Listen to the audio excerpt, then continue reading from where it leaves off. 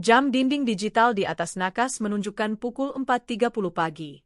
Angka-angkanya yang berpendar merah seolah menatapku nyalang di tengah kegelapan kamar yang hanya diterangi lampu tidur temaram. Udara dingin dari AC sentral menyergap kulitku, namun rasa dingin yang sesungguhnya justru merambat dari dalam dadaku. Aku sudah terbangun sejak setengah jam yang lalu. Bukan karena alarm, melainkan karena gelisah. Hari ini adalah hari yang penting. Di kampung halaman, ratusan kilometer dari rumah mewah ini, ayahku sedang berjuang melawan sakitnya. Kabar dari adik sepupuku semalam membuat jantungku mencelos, kondisi ayah menurun drastis. Beliau terus memanggil namaku dalam tidurnya. Maya, Maya. Suara parau ayah di telepon kemarin sore masih terngiang, menyayat hati. Sebagai anak perempuan satu-satunya, aku merasa berdosa karena kesibukan mengurus perusahaan membuatku jarang pulang. Tapi hari ini, aku sudah membulatkan tekad. Aku akan pulang. Aku akan merawat ayah. Dan aku tidak akan pulang sendiri. Mas Rian, suamiku, sudah berjanji akan menemani. Aku menoleh ke samping. Mas Rian masih tergulung dalam selimut bedcover tebal berwarna abu-abu sutra. Dengkurannya halus terdengar. Wajahnya tampak tenang, terlalu tenang untuk seseorang yang seharusnya ikut bersiap-siap bangun pagi ini. Dengan perlahan, aku menyingkap selimutku dan turun dari ranjang. Kakiku menyentuh karpet bulu tebal yang melapisi lantai marmer kamar kami. Aku berjalan menuju lemari, mengambil setelan baju santai untuk perjalanan jauh, lalu melangkah ke kamar mandi untuk membasuh muka. Di depan cermin wastafel yang besar, aku menatap bayanganku sendiri. Maya, 32 tahun, pemilik perusahaan garmen yang sukses, wanita yang disegani banyak karyawan. Tapi pagi ini, aku hanya melihat seorang anak perempuan yang khawatir dan seorang istri yang, entahlah. Ada perasaan ganjil yang mengganjal di ulu hati sejak tadi malam. Selesai membasuh muka, aku keluar dan mulai menyiapkan barang-barang. 2 koper besar sudah berjejer rapi di dekat pintu kamar sejak semalam. 1 koper berisi pakaianku, 1 lagi berisi pakaian Mas Rian. Aku yang menyiapkan semuanya. Mas Rian, seperti biasa, hanya terima beres. Mas Rian, panggilku lembut sambil duduk di tepi ranjang. Tanganku terulur menggoyangkan bahunya pelan. Tidak ada respon. Hanya gumpalan selimut yang bergerak sedikit. Mas, bangun sayang. Sudah jam 5 kurang. Kita harus berangkat sekarang biar tidak kena macet di tol Cikampek. Kasihan ayah sudah menunggu, ucapku lagi, kali ini sedikit lebih keras. Aku tahu Mas Rian bukan tipe orang yang susah bangun pagi, apalagi jika ada agenda penting. Dulu, saat dia masih menjadi staf administrasi biasa di kantorku, sebelum kami menikah, dia adalah karyawan paling rajin. Dia selalu datang paling awal. Sifat rajin dan santun itulah yang dulu membuatku jatuh hati. Tapi entah kenapa, pagi ini dia terasa berbeda. Mas Rian menggeliat pelan, sangat lambat, seolah-olah tubuhnya memikul beban berat. Bukannya bangun dengan sigap dan tersenyum seperti janjinya kemarin saat kuberitahu kita akan menginap 3 hari di kampung, ia malah menarik selimut tebal itu sampai menutupi leher dan sebagian wajahnya. Duh, Dek, rintihnya pelan. Suaranya aneh, serak, tapi terdengar seperti dibuat-buat. Getarannya terdengar begitu dipaksakan, seperti aktor amatir yang sedang berusaha meyakinkan penonton di panggung teater sekolah. Kenapa, Mas? Tanyaku, masih mencoba berpikir positif. Badan Mas, aduh, kok tiba-tiba menggigil ya? Dingin banget rasanya, Dek. Sumpah, dingin banget. Tulang-tulang Mas rasanya linu semua, kayak mau rontok. Dia mendesis, gigi-giginya beradu seolah sedang menahan dingin yang luar biasa. Tubuhnya di balik selimut tampak gemetar. Aku tertegun sejenak. Tanganku yang tadinya hendak mengelus lengannya, kini terhenti di udara. Keningku berkerut dalam. Ada yang tidak beres. Mataku menyipit, menatap sosok yang kini meringkuk seperti udang itu. Logikaku mulai bekerja, menyusun kepingan-kepingan fakta yang terjadi beberapa jam terakhir. Loh? Kok bisa, Mas? Tanyaku dengan nada yang kuusahakan tetap terdengar cemas, meski hatiku mulai curiga. Tadi malam Mas baik-baik saja, kan? Kita makan malam berdua, Mas makan sate kambing habis 10 tusuk, nasi 2 piring. Mas bahkan sempat nonton bola sampai jam 11 malam dan teriak-teriak heboh. Kok tiba-tiba sakit? Mas Rian tampak tersentak sedikit mendengar pertanyaanku yang detail itu. Namun dengan cepat ia mengubah ekspresinya menjadi makin menderita.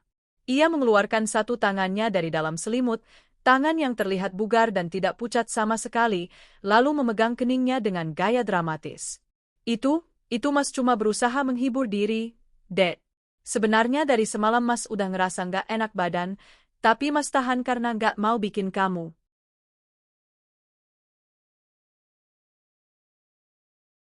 khawatir, jawabnya terbata-bata. Matanya terpejam rapat, seolah cahaya lampu tidur yang redup pun menyakiti matanya. Padahal aslinya kepala Mas mau pecah rasanya. Aduh, ya Allah, perut Mas juga mual banget. Kayaknya Mas masuk angin duduk atau gejala tifus deh. Rasanya muter semua, Dad. Aku diam. Hening menyelimuti kamar kami selama beberapa detik. Hanya suara desisan AC dan rintihan halus Mas Rian yang terdengar.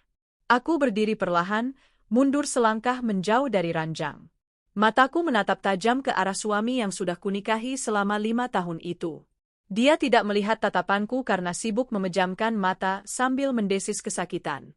Aktingmu bagus sekali, Mas, batinku sinis. Bibirku menyunggingkan senyum miring yang tipis. Telingaku belum tuli. Ingatanku masih sangat tajam. Baru saja, mungkin sekitar 30 menit atau 40 menit yang lalu, saat aku bangun lebih awal untuk menumis sayur di dapur, aku mendengar sesuatu. Waktu itu aku sedang memotong bawang di dapur bersih yang letaknya tak jauh dari kamar mandi bawah. Pintu dapur sedikit terbuka. Suasana rumah sunyi senyap, sehingga suara sekecil apapun akan terdengar jelas. Aku mendengar langkah kaki menuruni tangga. Itu langkah Mas Rian. Aku pikir dia mau mengambil minum atau buang air kecil. Tapi langkah itu menuju kamar mandi tamu di bawah tangga. Tak lama kemudian, terdengar suara air keran dinyalakan, mungkin untuk menyamarkan suara.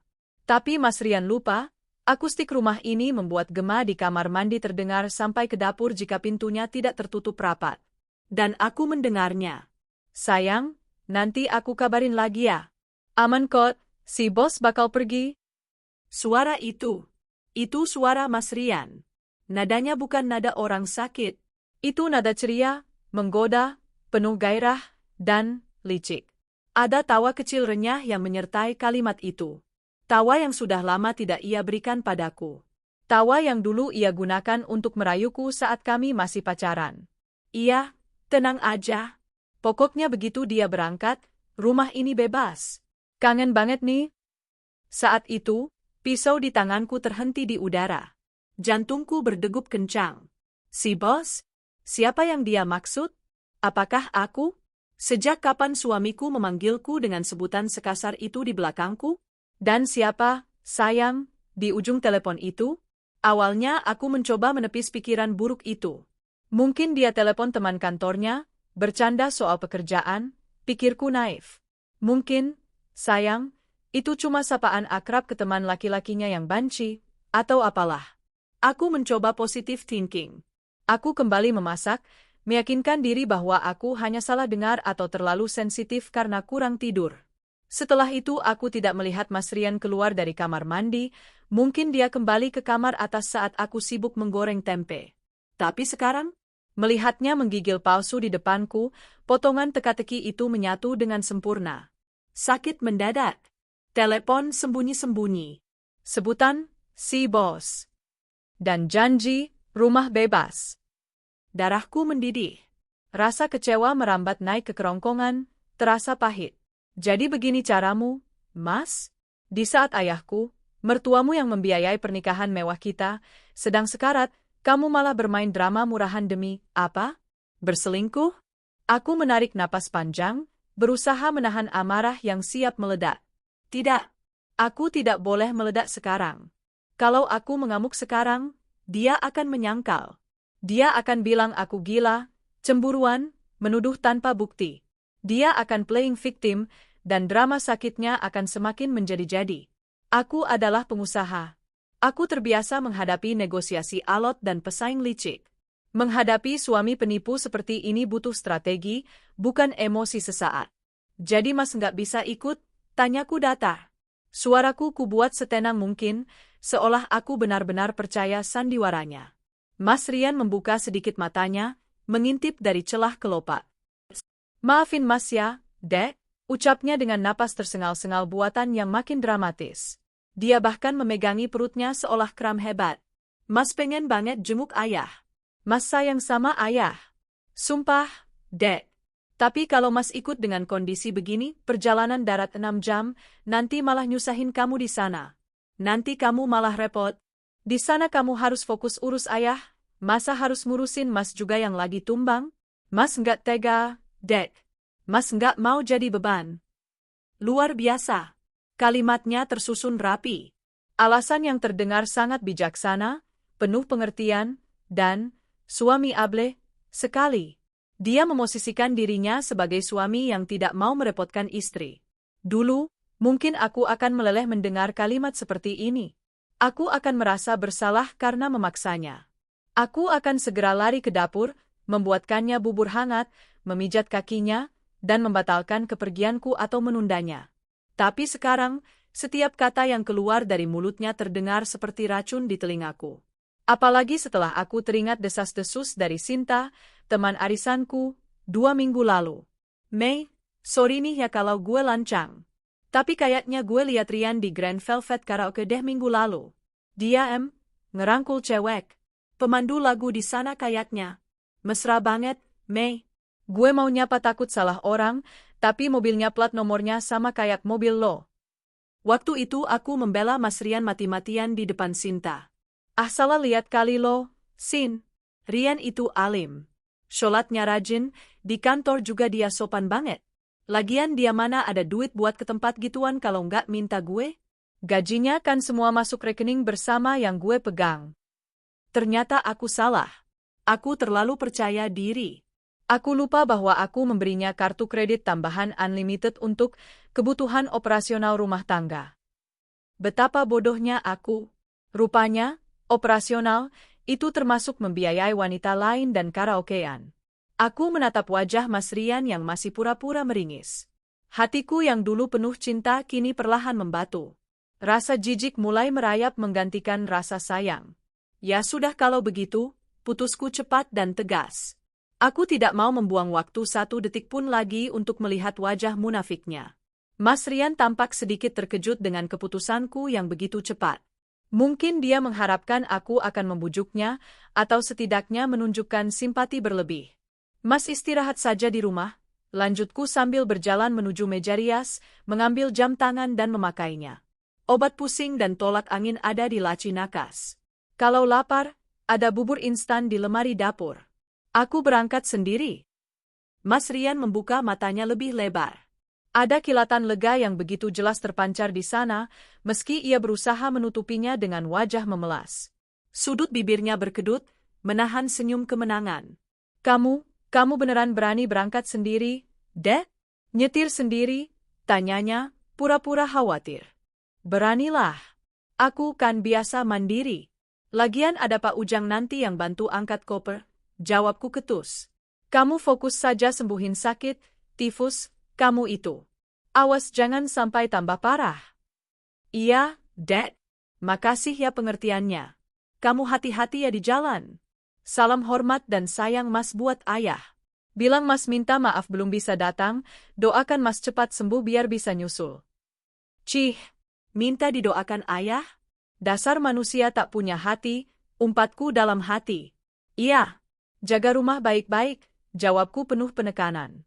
Tatapanku menembus manik matanya, mencoba mengirimkan sinyal peringatan, tapi dia terlalu bebal untuk menyadarinya. Aku meraih tas tangan brandedku, menyeret koper kabin keluar kamar. Roda koper berbunyi geruduk-geruduk di lantai, suara yang menandakan kepergianku. Aku berjalan keluar kamar, lalu menutup pintu perlahan. Klik, pintu tertutup. Tapi aku tidak langsung pergi. Aku tidak langsung turun ke lantai bawah. Kakiku terpaku di lantai koridor depan kamar. Jantungku berdebar kencang, menanti pembuktian terakhir. Aku berdiri diam di balik pintu kamar kami, menahan napas, menajamkan pendengaran. 1 detik, 2 detik, 10 detik. Hening. Mungkin dia tidur lagi? Atau mungkin dia benar-benar sakit? Sempat terbesit keraguan di hatiku. Apa aku yang terlalu jahat berburuk sangka? Namun, di detik ke-30, keraguanku musnah seketika. Terdengar suara kasur berderit kencang, seperti seseorang yang melompat bangkit dengan semangat. Lalu, terdengar suara itu. Yes, akhirnya. Itu suara Mas Rian. Tidak ada lagi rintihan serak. Tidak ada lagi suara lemas menahan sakit. Suara itu lantang, penuh energi, dan penuh kemenangan. Oh, pergi juga si nenek lampir, gumamnya yang masih bisa kudengar samar-samar dari balik pintu kayu jati tebal itu. Tanganku mengepal kuat di gagang koper hingga kuku-kukunya memutih. Rasanya ingin sekali aku mendobrak pintu itu sekarang juga, menampar wajahnya, dan meneriakkan semua sumpah serapah yang ada di kepalaku. Nenek lampir? Jadi begitu dia memanggil istri yang selama ini memberinya kehidupan mewah? Istri yang mengangkat derajatnya dari staf biasa menjadi suami direktur utama? Air mata kemarahan menggenang di pelupuk mataku, tapi aku menahannya sekuat tenaga agar tidak jatuh. Tidak. Menangis untuk lelaki seperti ini hanya membuang-buang air mataku yang berharga. Terdengar langkah kaki cepat di dalam kamar, disusul suara pintu kamar mandi dibuka dan dibanting pelan. Lalu terdengar suara dial telepon yang di loudspeaker. Halo, Beb. Angkat dong, angkat. Suaranya terdengar tidak sabar. Halo, Beb. Aman. Singa betina sudah pergi ke kandangnya di kampung. Iya, beneran. Sumpah, aktingku sukses besar. Dia percaya aja aku sakit tifus. Terdengar tawa cekikikan dari dalam sana. Tawanya begitu menyakitkan, menusuk-nusuk jantungku lebih tajam daripada pisau manapun. Iya, 3 hari. 3 hari kita bebas, sayang. Kamu siap-siap ya, OTW kesini sekarang. Nggak usah takut, satpam udah biasa, nanti aku yang atur Pak Ujang. Cepetan, aku udah kangen banget pengen meluk kamu di kasurku yang empuk ini. Cukup, aku sudah mendengar cukup. Kakiku lemas, tapi kemarahanku memberiku kekuatan baru. Kekuatan yang dingin dan mematikan. Benar dugaanku. Kau bermain api, Mas. Kau pikir aku bodoh? Kau pikir aku hanya wanita karir yang sibuk cari uang sampai lupa mengawasi rumah tanggaku sendiri? Kau lupa, Mas. Rumah yang kau pijak ini, sertifikatnya atas namaku. Mobil yang kau pakai untuk menjemput wanita itu nanti, BPKB-nya ada di brankasku. Bahkan baju yang melekat di badanmu, akulah yang membelinya. Kau tidak punya apa-apa, Rian. Kau hanya parasit. Dan hari ini, parasit itu akan kusikat habis. Aku menarik napas panjang, menghapus setitik air mata yang nekat lolos di pipi, lalu menegakkan bahu. Wajah sedih dan khawatir kau tadi sudah hilang, berganti dengan wajah dingin seorang pebisnis yang siap menghancurkan lawan. Aku menyeret koperku menuju tangga dengan langkah mantap. Tunggu permainanku, Rian, bisikku lirih pada udara kosong. Kamu mau main sandiwara? Oke, aku akan jadi sutradaranya. Dan percayalah, ending film ini tidak akan bahagia untukmu. Aku turun ke lantai bawah, menemui Pak Ujang yang sudah menunggu di dekat mobil. Wajah Pak Ujang tampak mengantuk namun sigap. Siap berangkat, Bu? Tanya Pak Ujang sambil mengambil alih koperku untuk dimasukkan ke bagasi Pajero Sport putihku. Siap, Pak, jawabku singkat. Aku masuk ke dalam mobil, menyalakan mesin. Deru mesin diesel terdengar halus namun bertenaga. Pak Ujang, panggilku sebelum menutup kaca jendela sepenuhnya. Ya, Bu. Nanti, kalau ada tamu yang datang mencari Bapak Rian, biarkan saja masuk. Jangan dilarang. Jangan ditanya KTP-nya. Anggap saja tamu biasa. Pak Ujang tampak bingung. Keningnya berkerut. Tamu siapa, Bu? Rekan kantor? Bukan urusan Bapak.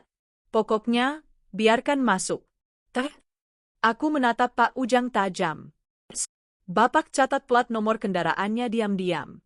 Dan satu lagi, jangan bilang ke Mas Rian kalau saya yang menyuruh Bapak membiarkan tamu itu masuk. Mengerti? Pak Ujang tampak ragu, tapi melihat sorot mataku yang tidak mentolerir bantahan, dia mengangguk patuh. Siap, dimengerti, Bu. Bagus. Aku menutup kaca jendela. Mobilku melaju pelan keluar dari gerbang rumah mewah yang sudah kutempati selama 5 tahun ini. Aku melihat spion, menatap balkon kamar kami di lantai 2. Gordennya masih tertutup rapat.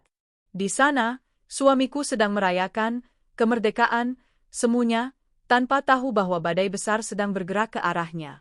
Aku tidak akan langsung ke tol. Aku akan memutar balik. Permainan dimulai sekarang.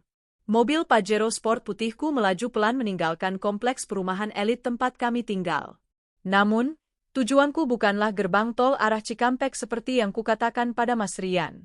Sekitar 500 meter dari gerbang perumahan, aku membelokkan setir ke kiri, masuk ke area parkir sebuah hotel butik berbintang 3. Hotel ini letaknya strategis, cukup dekat dengan rumah namun cukup tersembunyi agar mobilku tidak terlihat oleh tetangga yang mungkin lewat.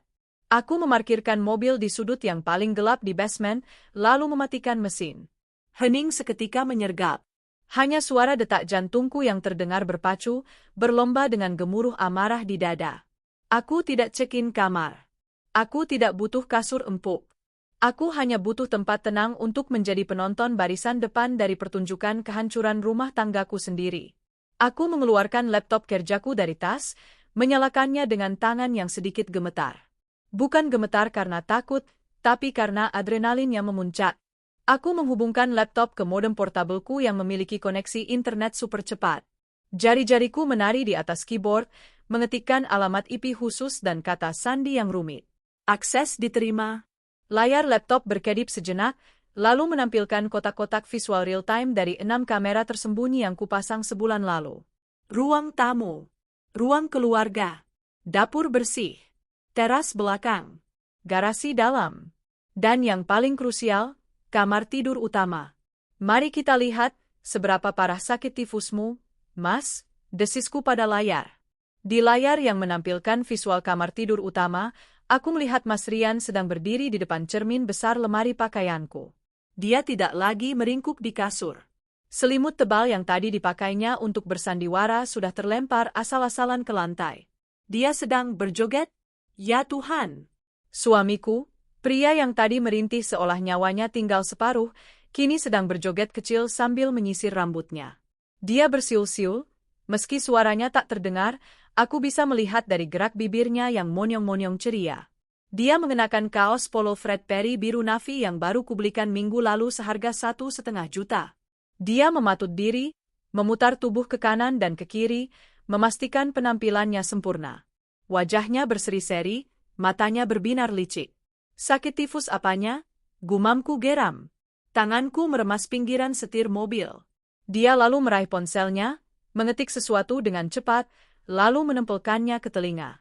Aku segera mengklik fitur audio di kamera kamar. Suara Mas Rian terdengar jernih lewat speaker laptop. Halo, Beb. Kamu udah jalan belum? Hah? Masih pilih baju? Ya ampun. Pakai apa aja cantik kok? Atau nggak usah pakai baju juga nggak apa-apa, hahaha. Tawanya meledak. Tawa yang menjijikkan. Iya, buruan ya.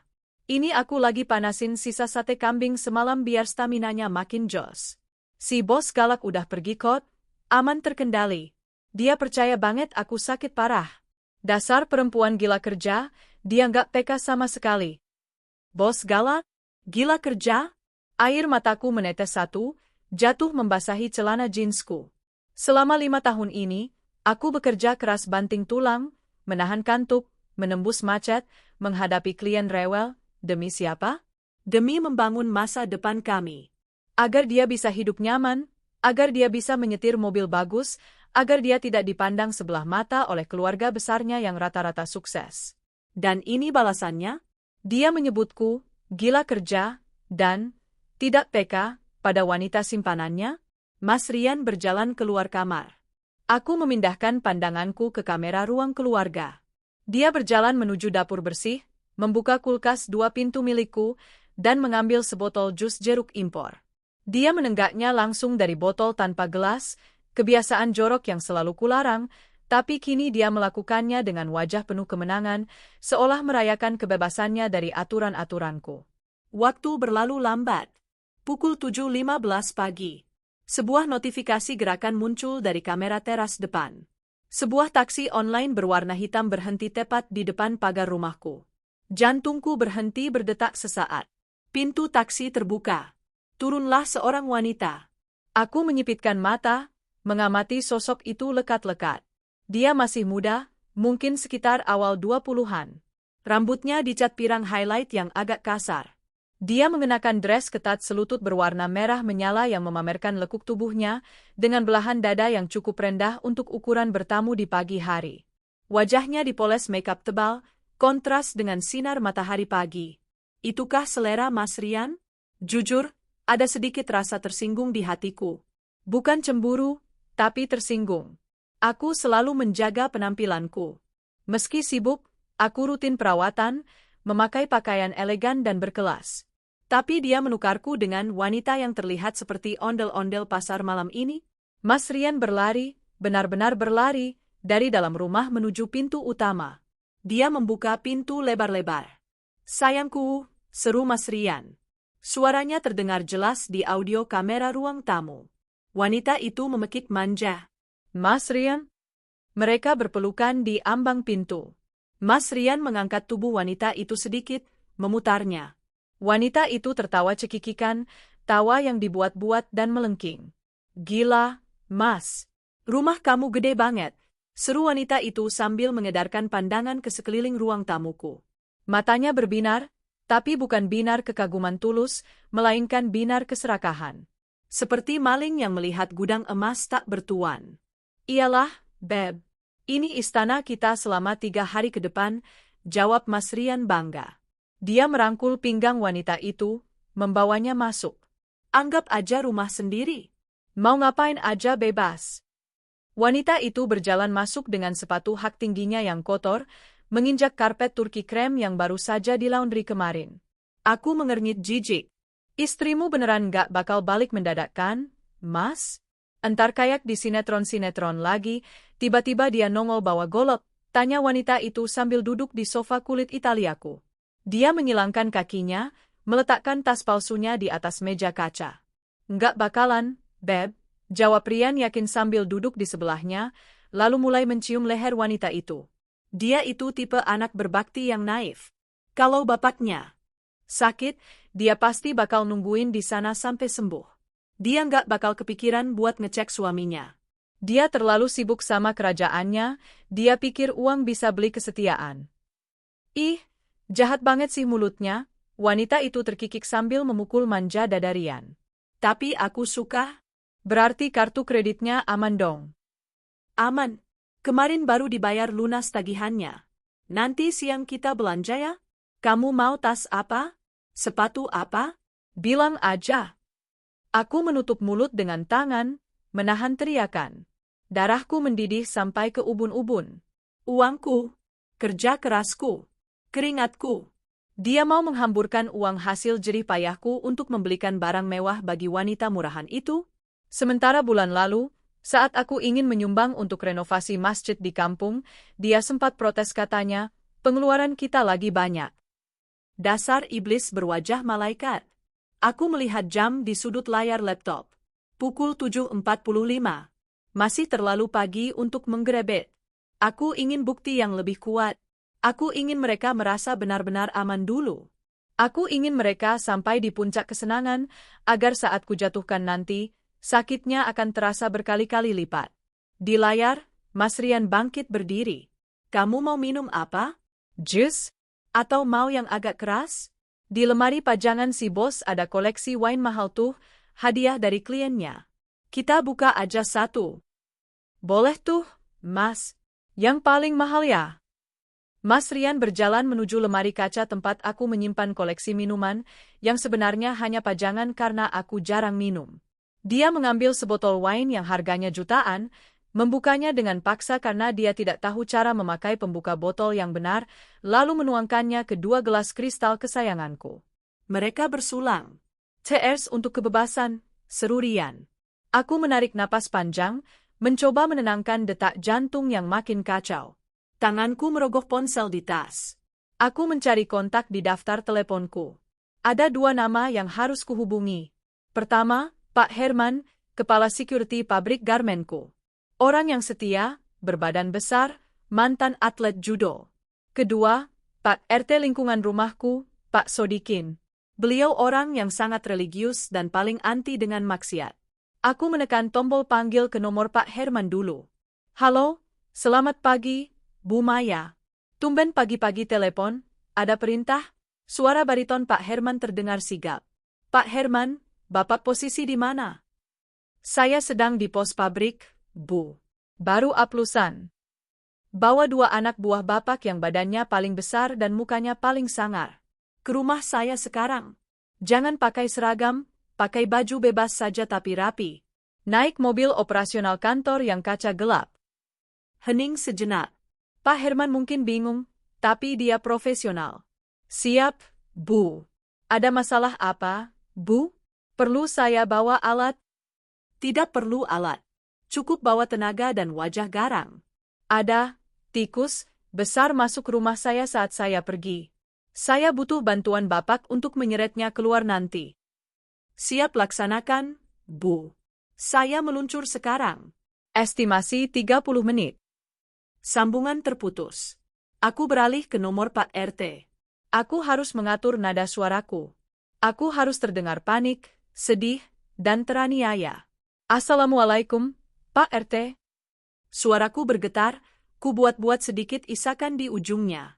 Waalaikumsalam, Bu Maya. Loh, ada apa ini, Bu? Kok suaranya nangis? Bukannya Ibu mau ke kampung jenguk ayah? Iya, Pak. Ini saya sudah di jalan. Tapi barusan saya cek CCTV rumah lewat HP, kok ada orang asing masuk ya, Pak? Saya takut, Pak. Suami saya kan lagi sakit parah di rumah sendirian, dia tadi pagi sampai nggak bisa bangun dari kasur. Innalillahi. Maling, Bu. Suara Pak RT langsung meninggi. Saya nggak tahu, Pak. Tapi perempuannya dandanannya menor, terus kok kayaknya akrab sama suami saya. Saya takut suami saya diguna-guna atau dihipnotis, Pak. Soalnya tadi pagi suami saya lemas banget, kok sekarang di CCTV kelihatan, astagfirullah, saya nggak kuat ngomongnya, Pak. Waduh, ini nggak bener ini. Jangan-jangan penipuan modus baru atau malah zina? Naluri Pak RT sebagai penjaga moral lingkungan langsung tersentil. Saya putar balik sekarang, Pak.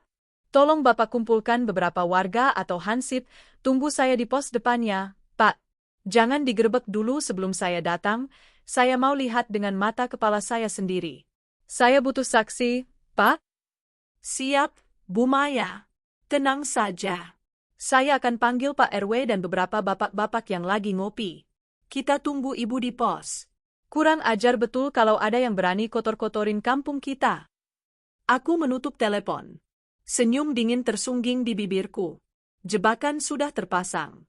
Umpan sudah dimakan. Di layar laptop, aku melihat Rian sedang memangku wanita itu di sofa, tertawa-tawa sambil sesekali menyuapkan anggur. Mereka tidak sadar bahwa waktu mereka tinggal hitungan menit. Aku menghapus air mataku kasar. Tidak ada lagi Maya yang cengeng. Yang ada sekarang adalah Maya sang pemilik perusahaan yang akan memecat karyawan paling tidak berguna dalam hidupnya, suaminya sendiri. Aku menyalakan mesin mobil. Tunggu aku, Mas. Kejutannya baru akan dimulai. Mobilku meluncur membelah jalanan komplek yang mulai ramai dengan aktivitas pagi. Namun, kali ini aku tidak sendirian. Di belakang mobilku, sebuah minibus hitam berlogo perusahaan garmen milikku mengikuti dengan setia. Di dalamnya ada Pak Herman dan 2 orang security berbadan kekar yang siap menerima komando. Jantungku berdegup kencang, bukan karena takut, melainkan karena adrenalin yang membuncah. Rasanya seperti hendak menghadapi pitching proyek miliaran rupiah, tapi taruhannya kali ini adalah harga diri. Aku menghentikan mobil tepat di depan pos satpam gerbang utama komplek. Di sana, Pak RT, Pak Sugeng, sudah berdiri dengan wajah tegang, didampingi oleh Pak RW dan 3 orang bapak-bapak warga yang sepertinya baru pulang dari masjid atau pasar. Wajah mereka tampak serius, siap membela kehormatan lingkungan. Aku turun dari mobil, memasang wajah sedih yang sudah kulatih di depan cermin hotel tadi. Assalamualaikum, Pak RT, Pak RW. Sapaku dengan suara lirih. Waalaikumsalam, Bu Maya, jawab Pak Sugeng cepat. Ibu baik-baik saja? Mana orang asing itu? Masih di dalam, Pak. Saya pantau terus lewat HP, Mereka belum keluar, jawabku sambil menyeka sudut mata yang tidak basah. Saya takut banget, Pak. Mas Rian kan lagi sakit keras, kok bisa ada perempuan masuk? Saya takut suami saya diapa-apain. Pak Herman dan dua anak buahnya turun dari minibus. Penampilan mereka yang tegap dan sangar membuat warga sedikit keder, tapi Pak Herman segera tersenyum sopan. Ini tim keamanan dari kantor saya, Pak RT. Saya minta bantuan mereka untuk mengamankan situasi kalau-kalau orang asing itu bawa senjata atau melawan, jelasku. Bagus, Bu. Kita harus waspada, kata Pak RW tegas. Ayo, kita gerak sekarang. Jangan sampai lolos. Ini pencemaran nama baik lingkungan kalau sampai ada maksiat di sini. Kami bergerak beriringan menuju rumahku yang letaknya di Hoek Jalan. Jaraknya hanya sekitar 100 meter dari pos. Sesampainya di depan pagar rumahku yang megah, suasana hening. Pintu depan tertutup rapat. Gorden jendela ruang tamu juga tertutup. Namun, dari celah ventilasi, terdengar samar-samar suara musik. Bukan musik klasik atau instrumen yang biasa kudengar saat bekerja, melainkan dentuman bass lagu remix yang cukup kencang. Dengar itu, Pak, bisikku pada Pak RT. Mas Rian lagi sakit tifus, mana mungkin dia putar lagu sekeras itu? Pasti perempuan itu yang melakukan sesuatu. Wajah Pak RT memerah menahan marah. Astagfirullah, benar-benar nggak punya adab. Pak Ujang, satpam rumahku, muncul dari pos kecil di sudut halaman. Wajahnya pucat pasi melihat rombongan kami. Dia menatapku dengan tatapan takut sekaligus meminta konfirmasi. Aku memberinya anggukan kecil yang hampir tak terlihat. Buka gerbangnya. Pak Ujang dengan tangan gemetar menekan tombol pembuka gerbang otomatis. Pagar besi tempas setinggi 2 meter itu bergeser perlahan tanpa suara. Kami melangkah masuk ke halaman. Aku memberi isyarat tangan. Pak Herman dan satu security bergerak ke pintu samping dapur. Satu security lagi berjaga di gerbang agar tidak ada yang kabur. Aku, Pak RT, Pak RW, dan warga menuju pintu utama. Tanganku terulur memegang gagang pintu. Tidak dikunci. Ceroboh sekali kalian. Mentang-mentang merasa aman, kalian bahkan lupa mengunci pintu depan. Aku menoleh ke belakang, menatap Pak RT. Bismillah, Pak. Kita masuk. Aku mendorong pintu itu perlahan. Begitu pintu terbuka, suara musik remix itu menyembur keluar, memekakkan telinga. Bau asap rokok dan alkohol samar-samar tercium. Di rumahku yang selalu kujaga kebersihannya, di ruang tamu tempat aku biasa mengaji, kini bau maksiat begitu menyengat. Kami melangkah masuk ke ruang tengah. Pemandangan di depan kami membuat waktu seolah berhenti. Di sana, di atas sofa kulit mahalku, Mas Rian sedang duduk bersandar dengan kancing kemeja terbuka lebar, memperlihatkan dadanya. Wajahnya merah padam, matanya setengah terpejam karena di pangkuannya, duduk wanita berbaju merah itu, sedang tertawa-tawa sambil menyuapkan potongan buah anggur ke mulut suamiku. Kulit kacang berserakan di lantai karpet. Mereka begitu asyik dengan dunia mereka sendiri sampai tidak menyadari kehadiran 7 orang yang berdiri mematung di ambang pintu masuk ruang tengah. Ada mas, Rengek wanita itu manja saat Rian menggelitik pinggangnya. Biarin, mumpung si bos galak lagi jauh. Kita puas-puasin 3 hari ini. Nanti malam kita coba gaya apa, Beb? Sahut Rian dengan suara berat yang menjijikkan. Astagfirullah. Teriak Pak RT menggelegar. Suaranya mengalahkan dentuman musik. Mas Rian dan wanita itu tersentak kaget. Mereka melompat bangun saking terkejutnya. Wanita itu terjerembab ke lantai karena kehilangan keseimbangan, sementara Mas Rian berdiri sempoyongan, matanya melotot seakan mau keluar. Musik masih berdentum, menambah kekacauan suasana. Aku melangkah maju, meraih remote di meja dan mematikan musik itu. Hening. Kesunyian yang mematikan menyergap ruangan itu. Maya, gagap Mas Rian. Wajahnya yang tadi merah karena alkohol kini berubah pucat pasi, seputih mayat. Bibirnya gemetar hebat. Wanita selingkuhan itu buru-buru berdiri, menarik ujung dresnya yang tersingkap, berusaha menutupi paha. Wajahnya panik, matanya liar mencari jalan keluar, tapi dia melihat Pak Herman dan security sudah berdiri memblokir akses ke dapur. Aku berdiri tegak di tengah ruangan, diapit oleh Pak RT dan Pak RW. Tatapanku dingin, menusuk langsung ke manik mata Rian. "Loh? Mas Rian kok sudah sembuh?" Tanyaku dengan nada sarkas yang tajam, suaraku tenang namun mengintimidasi. "Bukannya tadi pagi Mas menggigil hebat? Katanya tulang-tulangnya mau rontok? Katanya sakit tifus sampai nggak bisa bangun dari kasur." Aku melirik botol anggur di meja. "Hebat ya obatnya. Minum wine langsung sembuh total? Bisa joget-joget lagi? Bisa pangku-pangkuan lagi?" "Dek, ini nggak seperti yang kamu lihat." Rian mencoba maju selangkah, tangannya terulur gemetar ke arahku. Mas bisa jelasin?" "Jelasin apa?" bentak Pak RW tiba-tiba, membuat Rian menciut. "Sudah jelas-jelas kamu berdua-duaan, pangku-pangkuan, minum-minum di siang bolong. Kamu ini warga lama di sini, Rian. Nggak punya malu kamu mengotori kampung kita." Rian menelan ludah. Keringat dingin sebesar biji jagung mulai bercucuran di pelipisnya. Dia menoleh ke wanita itu, lalu kembali menatapku. Otaknya yang licik pasti sedang berputar cepat mencari alasan. Saya dijebak, Pak." "Bu," seru Rian tiba-tiba, menunjuk wanita itu. "Cewek ini, tiba-tiba dia masuk rumah saya. Dia sales, maksa nawarin produk, terus dia godain saya. Saya lagi sakit, saya pusing, saya nggak sadar." "Terima kasih, Pak RT. Maaf saya jadi bikin ribut kampung," ucapku tulus. "Tidak apa-apa, Bu. Justru bagus ketahuan sekarang daripada jadi penyakit.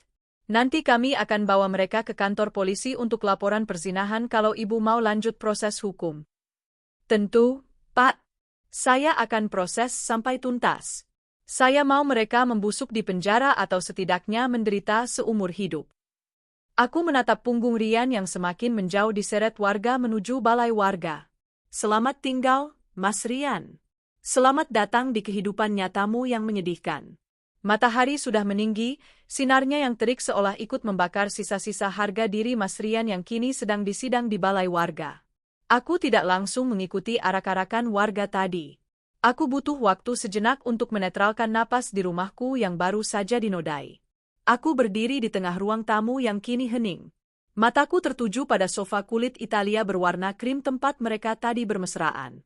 Ada noda tumpahan wine di sana, sedikit, tapi bagiku noda itu menutupi seluruh permukaan sofa. "Bei Inah," panggilku keras. Pembantu rumah tanggaku yang sedari tadi bersembunyi ketakutan di area servis belakang, tergopoh-gopoh datang. Wajahnya sembab, sepertinya dia ikut menangis melihat kejadian tadi. Iya, Bu," jawab Bei Inah gemetar. "Panggil tukang loak atau tukang sampah sekarang juga. Angkut sofa ini. Angkut karpet ini. Buang semuanya," perintahku dingin sambil menunjuk barang-barang yang ada di ruang tengah. Bei Inah terbelalak. Dibuang, Bu? Tapi ini kan mahal pisan, Bu. Masih baru?" "Saya tidak peduli harganya, Bei. Barang-barang ini sudah kotor. Sudah najis diduduki perempuan murahan dan pengkhianat itu. Saya tidak sudi melihatnya lagi di rumah ini. Kalau tukang loak nggak mau ambil, bakar saja di halaman belakang." Baik, Bu. Siap." Bei Inah mengangguk patuh, tidak berani membantah lagi. Aku berjalan menuju kamar tidur utama di lantai 2. Kamar yang seharusnya menjadi tempat paling sakral bagi suami istri. Di sana, bau parfum Mas Rian yang bercampur dengan parfum menyengat wanita itu masih tercium samar. Sprei berantakan. Tanpa pikir panjang, aku menarik sprei sutra itu dengan kasar, menggulungnya menjadi bola kain, lalu melemparnya ke sudut kamar. "Ganti semua?" teriakku, entah pada siapa. Mungkin pada diriku sendiri. "Ganti kasurnya sekalian kalau perlu." Aku membuka lemari pakaian Mas Rian. Deretan kemeja kerja mahal, jas-jas branded, celana bahan yang licin, semuanya tergantung rapi. Semua ini kubeli dengan uangku. Dulu aku bangga melihat suamiku tampil gagah dan necis. Aku ingin dia dihargai orang, tidak diremehkan meski dia hanya lulusan D3 dan aku S2. Aku memolesnya menjadi berlian, tapi ternyata dalamnya tetaplah batu kerikil. Aku mengambil koper besar, koper yang sama yang tadi pagi dia tolak untuk dikemas. Dengan gerakan cepat, aku menyapu semua isi lemari. Kemeja, Kaos, celana dalam, dasi, semuanya kumasukkan paksa ke dalam koper tanpa dilipat. Tak peduli kusut. Sebagian yang tidak muat kumasukkan ke dalam kantong plastik sampah hitam besar trash bag. Sepatu-sepatu mahalnya di rak juga tak luput. Nike, Adidas, pantofel kulit buaya, semuanya kulempar ke dalam kantong plastik. Setelah 10 menit mengamuk dalam diam, kamarku kini bersih dari barang-barang Mas Rian. 3 kantong plastik sampah besar dan 1 koper penuh kini tergeletak di lantai. Aku menelepon Pak Herman yang masih berjaga di luar. Pak Herman, tolong naik ke atas. Angkut semua sampah ini ke mobil Bapak. Kita bawa ke balai warga. Balai warga RW 05 sudah penuh sesak. Bukan hanya warga komplek kami, tapi juga warga kampung belakang komplek yang entah bagaimana bisa tahu berita ini secepat kilat. Di tengah ruangan, duduklah Mas Rian dan wanita berbaju merah itu di lantai keramik. Mereka menunduk dalam-dalam. Wajah Mas Rian lebam sedikit di ujung bibir, mungkin sempat terkena pukulan warga yang gemas saat di jalan tadi. Kancing kemejanya lepas 2, memperlihatkan dadanya yang naik turun menahan tangis. Sementara wanita selingkuhannya, yang belakangan kutahu bernama Siska, sibuk menutupi wajahnya dengan rambut palsunya yang mulai berantakan. Dia terus-terusan sesenggukan. Dasar tidak punya moral. Siang bolong berzinah di kampung orang, bentak seorang bapak-bapak tokoh masyarakat. Kalau nggak ada Bu Maya yang gerebek, bisa jadi sarang maksiat itu rumah, timpal ibu-ibu yang lain. Suasana riuh rendah seketika hening saat aku melangkah masuk. Kerumunan warga membelah, memberiku jalan seperti laut merah membelah untuk Nabi Musa. Aku berjalan dengan kepala tegak. Di belakangku, Pak Herman dan 2 security membawa kantong-kantong plastik hitam besar dan melemparnya ke tengah ruangan, tepat di depan wajah Mas Rian. Bruk! Mas Rian tersentak kaget. Dia mendongak, menatap tumpukan kantong sampah itu, lalu menatapku dengan mata merah berair. Itu apa, Dek? Tanyanya Par. Itu barang-barangmu, jawabku datar. Baju, celana, sepatu. Semua yang ada di rumah, yang kebetulan dulu saya belikan. Saya kembalikan semuanya. Bawa pergi. Jangan ada satupun barangmu yang tertinggal di rumah saya, bahkan sikat gigimu pun sudah saya buang ke situ. Dek, kamu beneran musir, Mas? Rian mencoba berdiri, tapi Pak Herman langsung menahan bahunya agar tetap duduk. Kita bicara di rumah ya, Dek? Jangan di sini. Mau? Bicara di rumah. Aku tertawa sinis. Rumah siapa? Mulai detik ini, kamu tidak punya rumah, Rian. Aku mengeluarkan sebuah map dari tasku. Di dalamnya ada secari kertas yang baru saja dikirimkan oleh HRD kantorku via email dan kucetak di printer Pak RT barusan. Tanda tangan ini, perintahku sambil menyodorkan kertas itu dan sebuah pulpen. Rian menyipitkan mata, membaca judul surat itu. Surat pengunduran diri. Loh, Dek? Maksudnya apa ini? Mas kan kerja di perusahaan kamu. Koreksi, kamu kerja di perusahaan saya. Dan saya, sebagai pemilik perusahaan, menggunakan hak prerogatif saya untuk memecat karyawan yang tidak bermoral dan mencemarkan nama baik keluarga pemilik, tegasku. Tapi saya masih berbaik hati. Saya beri kamu kesempatan untuk mengundurkan diri supaya di CV kamu nanti tidak tertulis dipecat karena skandal. Itu kalau kamu masih punya niat cari kerja di tempat lain. Tangan Rian gemetar hebat memegang kertas itu. Kalau Mas nggak kerja, Mas dapat uang dari mana, Dek? Cicilan motor ninja Mas gimana? Uang pegangan Mas gimana? Itu bukan urusan saya lagi, bentakku keras, membuat Siska di sebelahnya terlunjak. Pikir pakai otakmu. Waktu kamu booking perempuan ini, waktu kamu beli wine, waktu kamu ketawa-ketiwi ngeledek aku, kamu mikir nggak soal cicilan? Mikir nggak soal uang? Nggak kan? Kamu pikir aku ini apa? Sapi perah yang bisa kamu peras susunya terus kamu tendang embernya. Maya, tolonglah. Rian menangis terseduh-seduh. Air matanya bercampur ingus, sungguh pemandangan yang menyedihkan untuk laki-laki yang tadi pagi merasa seperti raja. Ingat Dinda, Dek. Dinda butuh ayah. Darahku mendidih mendengar nama anakku disebut dari mulut kotornya. Jangan sebut nama anakku, teriakku, suaraku bergetar karena emosi yang memuncak. Kamu tidak pantas jadi ayah Dinda. Ayah macam apa yang pura-pura sakit saat kakeknya Dinda sekarat? Ayah macam apa yang bawa pelacur ke rumah tempat Dinda dibesarkan?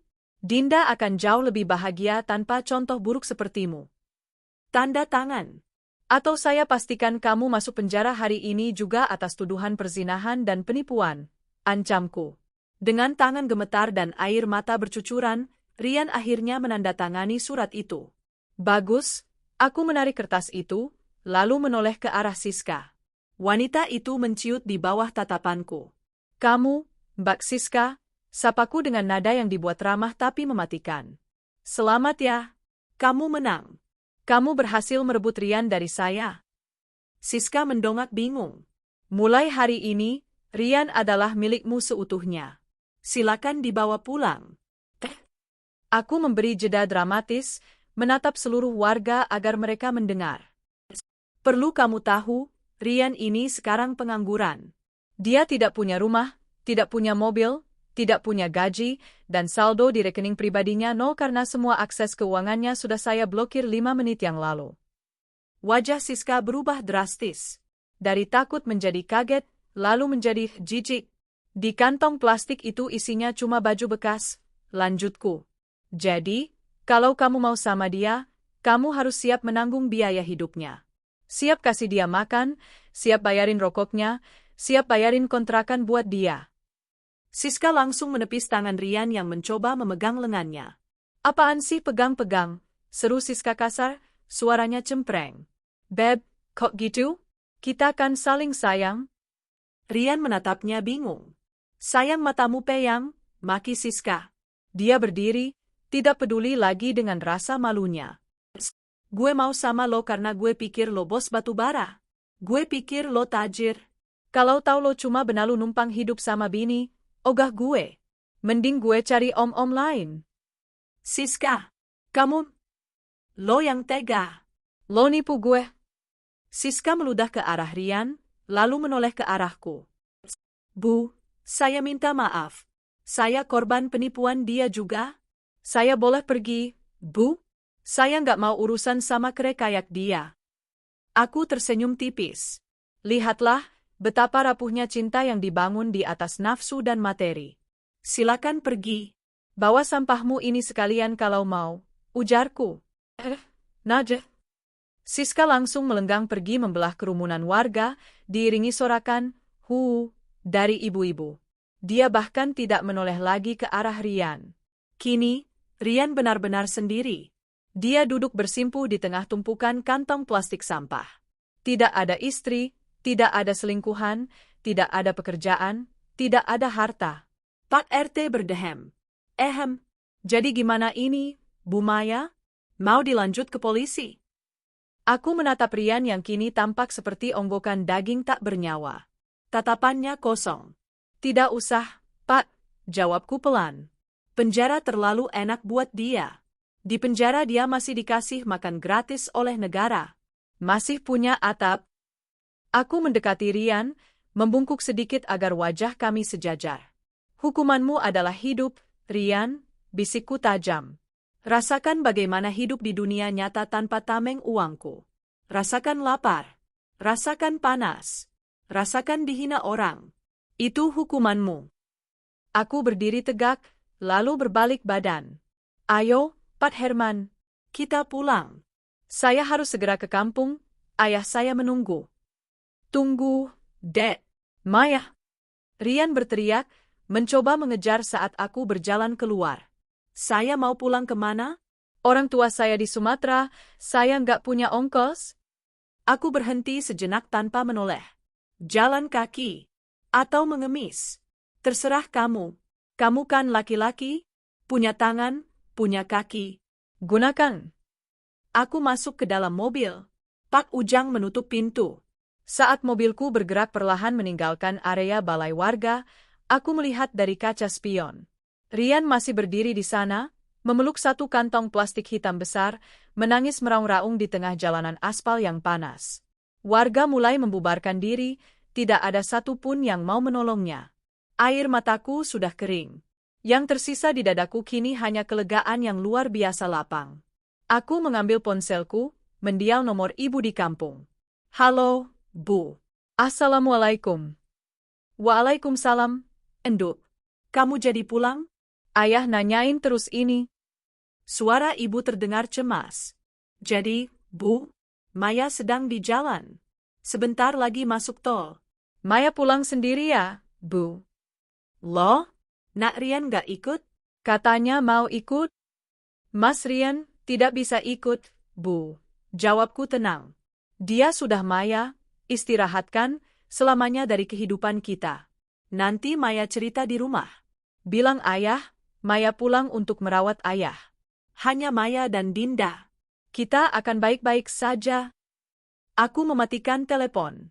Mobilku melaju kencang masuk ke jalan tol. Di depan sana, jalanan terbentang luas. Masa depanku terbentang luas. Tanpa beban, tanpa benalu, tanpa kebohongan. Selamat tinggal masa lalu. Aku, Maya, telah kembali. Jalan tol Cipali membentang panjang di hadapanku, lurus dan panas. Namun, di dalam kabin Pajero Sport ini, suasana terasa begitu dingin dan sepi. Biasanya, setiap kali mudik, kursi penumpang di sebelahku selalu terisi. Dulu ada Mas Rian yang sibuk menjadi DJ dadakan, memilih lagu-lagu nostalgia, atau sekadar tidur mendengkur yang kadang membuatku kesal tapi rindu. Kini, kursi itu kosong. Hanya ada tas tanganku yang tergeletak bisu di sana. Aku melirik spion tengah. Mataku bengkak, sisa-sisa air mata yang tadi sempat tumpah di depan warga sudah kuhapus, tapi jejak kepedihan itu masih tercetak jelas di wajahku. Kamu kuat, Maya. Kamu anak ayah, bisikku pada diri sendiri, mencengkeram setir lebih erat. 6 jam perjalanan terasa seperti 6 tahun. Pikiranku terus melayang ke masa lalu, memutar ulang film dokumenter kehidupanku bersama Rian. Teringat saat pertama kali kami bertemu di kantin kantor. Dia yang sopan, dia yang selalu membukakan pintu untukku, dia yang rela hujan-hujanan membelikanku obat sakit kepala. Di mana Rian yang itu? Tanyaku dalam hati. Apakah dia mati pelan-pelan tertimbun uang yang kuberikan? Atau sebenarnya dia tidak pernah ada? Apakah Rian yang baik itu hanya topeng? Ponselku bergetar berulang kali di dashboard. Puluhan notifikasi WhatsApp masuk. Dari grup arisan, dari tetangga komplek, bahkan dari beberapa karyawan kantor yang mungkin sudah mendengar gosip panas ini. Aku mengabaikan semuanya. Aku tidak butuh simpati palsu. Aku butuh rumah. Matahari sudah condong ke barat saat roda mobilku akhirnya menyentuh jalanan berbatu di desaku. Wangi tanah basah sisa hujan semalam menyambutku. Sawah-sawah yang menghijau terhampar luas, kontras dengan hutan beton Jakarta yang menyesakkan. Rumah orang tuaku adalah rumah joglo tua yang besar dan asri, dikelilingi pohon mangga dan rambutan. Di halaman depan, bendera kuning kecil tertancap di pagar tetangga sebelah, ada yang meninggal rupanya. Jantungku berdesir ngeri. Jangan ayah. Tolong jangan ayah. Begitu mobilku berhenti di pekarangan, ibu langsung keluar dari pintu depan. Wajahnya yang keriput namun teduh tampak cemas. Beliau memakai daster batik lusuh kesayangannya. Maya, seru ibu. Aku turun dari mobil dan langsung menghambur ke pelukan ibu. Wangi minyak telon dan bedak bayi yang selalu melekat di tubuh ibu membuat pertahananku runtuh seketika. Bu, isaku. Aku menangis lagi. Kali ini bukan tangisan marah, tapi tangisan anak kecil yang mengadu karena lututnya terluka. Bedanya, lukaku kali ini ada di dalam dada dan tidak bisa disembuhkan dengan plester. Ibu memelukku erat, menepuk-nepuk punggungku. Naluri seorang ibu memang tajam. Beliau tidak bertanya, kenapa, beliau hanya membiarkanku menumpahkan semuanya. Ayo masuk, Enduk. Ayah nungguin kamu, ajak ibu lembut setelah tangisku mereda. Aku mengangguk, menghapus air mata. Ayah gimana, Bu? Sudah agak mendingan setelah tahu kamu mau pulang. Tadi sempat makan bubur 3 sendok. Kami berjalan masuk. Di ruang tengah yang luas dengan perabot kayu jati tua, ayah terbaring di ranjang khusus yang kami beli bulan lalu. Tubuhnya yang dulu gagah kini kurus kering. Kulitnya keriput membalut tulang. Selang oksigen terpasang di hidungnya. Ya? Panggilku pelan, berlutut di samping ranjangnya. Kelopak mata ayah bergetar, lalu terbuka perlahan. Mata tua itu berbinar saat melihatku. Meh? Suara ayah sangat lirih, nyaris tak terdengar. Tangan ayah yang gemetar terulur, mencoba meraih wajahku. Aku menggenggam tangan dingin itu, menciumnya berkali-kali. Maafin Maya, yah. Maya baru pulang. Maya sibuk kerja terus, Maya anak durhaka. Ayah menggeleng lemah. Senyum tipis terukir di bibirnya yang pucat. Enggak, kamu anak baik kebanggaan ayah. Mata ayah kemudian bergerak-gerak, mencari sesuatu di belakangku. Mencari sosok lain yang seharusnya ada di sini. Rian mana? Tanya ayah terbata-bata. Jantungku berhenti berdetak sesaat. Ibu di belakangku juga terdiam tegang. Aku menelan ludah yang terasa seperti batu. Haruskah aku jujur sekarang? Di saat kondisi ayah seperti ini? Kalau aku bilang Rian selingkuh dan kuusir, bisa-bisa ayah shock dan kondisinya memburuk. Ayah sangat menyayangi Rian. Ayah yang dulu menjamin Rian saat melamarku, bilang kalau Rian lelaki yang bertanggung jawab. Aku menarik napas panjang, mencoba menyusun kalimat paling aman. Mas Rian, nggak bisa ikut, ya? Jawabku pelan. Dia ada tugas mendadak keluar pulau. Penting banget, nggak bisa ditinggal. Dia titip salam sayang buat ayah, minta maaf banget belum bisa jenguk. Kebohongan putih. Demi ayah. Ayah tampak kecewa, sinar matanya meredup sedikit. Oh, kerja ya sudah. Salam juga. Tapi Maya di sini kok. Yah, Maya bakal nemenin ayah lama. Maya nggak akan kemana-mana, ucapku cepat, berusaha mengalihkan perhatiannya. Maya mau suapin ayah ya? Ibu masak sup ayam kampung kesukaan ayah. Ayah mengangguk lemah. Selama 1 jam berikutnya, aku fokus merawat ayah. Menyuapinya, menyeka tubuhnya dengan air hangat, memijat kakinya yang kaku. Aku melupakan sejenak drama di Jakarta. Di sini, aku hanyalah Maya, anak Pak Darmo. Malam harinya, setelah ayah tertidur pulas karena pengaruh obat, aku duduk berdua dengan ibu di teras belakang. Suara jangkrik bersahutan. Teh manis hangat buatan ibu mengepul di meja. Enduk, panggil ibu pelan. Beliau menatapku lekat. Ibu tahu kamu bohong sama ayah soal Rian. Aku menunduk, menatap ubin teras. Tidak ada gunanya menyembunyikan sesuatu dari ibu. Cerita sama ibu. Ada apa sebenarnya? Kenapa matamu bengkak begitu? Kenapa kamu pulang sendirian naik mobil?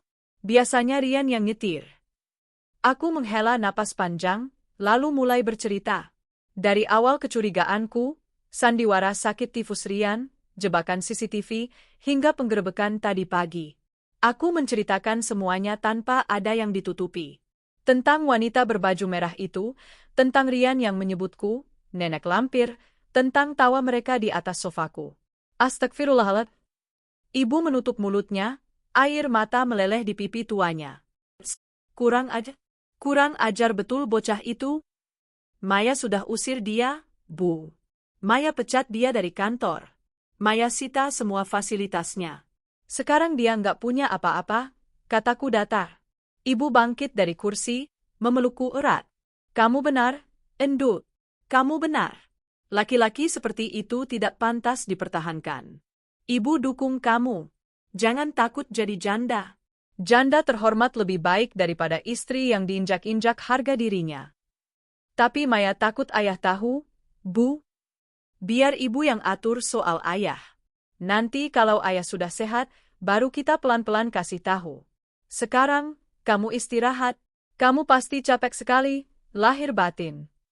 Sementara itu, di tempat lain, nasib Rian berbanding terbalik dengan ketenangan malam di desa.